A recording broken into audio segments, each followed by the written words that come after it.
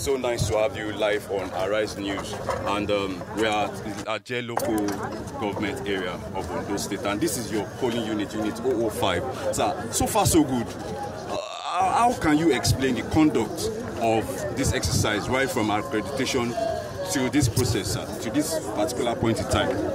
Yes, like you rightly said, we are at Unit 05 at Obenla, Ward 4 in J local government area of Ondo State. We have just casted my vote, and other eligible voters also on queue casting their votes.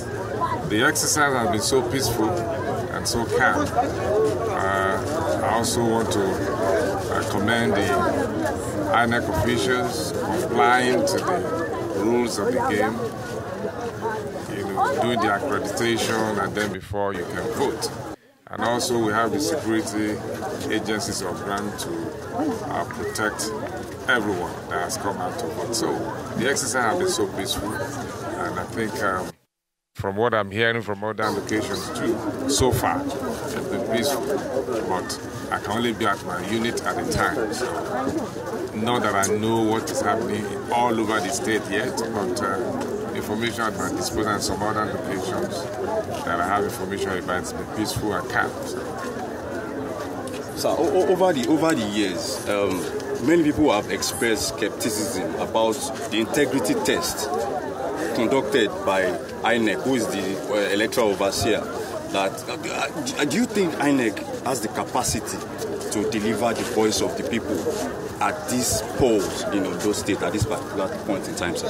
Who else will have the capacity to do if not INEC? It's the INEC. So yes, and so far for us in Ondo State, our elections have been credible and transparent, and this will not be this will not be different. For example, in 2016, after the governorship election, nobody went to the tribunal to challenge the result. It's the same INEC. In 2020, we had, when I became the deputy governor, ran together with the late governor, may he so rest in peace. The election was peaceful and credible. Even when the opposition went to court, the issue that was challenged at the time was not about the credibility and transparency of the election. It's about the way and manner that our form was submitted when it has to do with the man, the chairman, caretaker committee chairman who signed our form. So the issue that they were arguing at the court at the time was not about the credibility of the election. So if we have, two in a row, the first one there was no challenge in the tribunal, the second one, the main plea at the tribunal wasn't, it has nothing to do with the credibility and transparency of the election. So therefore, like I said, this very one will not be different. So I believe INEC is delivering in Ondo State and also in Nigeria. They are the only body we have and that can do the job. So there's no any other body you want to set up to do that other than INEC. So they have the capacity. Yes, there could be improvement because records can always be broken. They can improve on their turnaround time in terms of arrival at locations early enough, and then the whole process it can be better, because there's nothing in this world that is static. There's always room for improvement. If you're talking about room for improvement, yes, there can still be room for improvement. But in terms of capacity and capability to deliver, why not? They have been delivering anyway, so they will need to deliver. So there have been pockets of complaints about the functionality, the optimal functionality of beavers. Do you think it could in any way affect the outcome of voter confidence in that regard? Well, it's a technology that has been put in place for accreditation.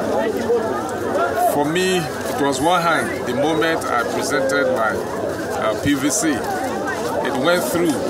So I don't know of any other, but it went through immediately. It brought out my details and my picture, and then, and I was accredited.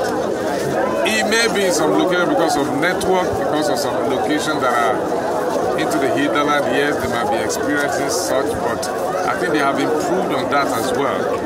You know, so if it's malfunctioning, definitely it will affect the process in terms of turnaround time. But otherwise, I think it's a good piece of technology to ascertain the personality that is coming to vote, the eligibility of the voters. That's it. Thank you so much for having us here on Arise News. Yeah, you heard it all from the Ondo State Governor Lucky Aiyedatiwa, who has expressed confidence about the process leading to this particular time, and he believes that at the end of the day, the voice of the people of Ondo State will tell, and the best man for the job will be elected. From Ilaje local government here in Ondo State, is back to the studio in Lagos.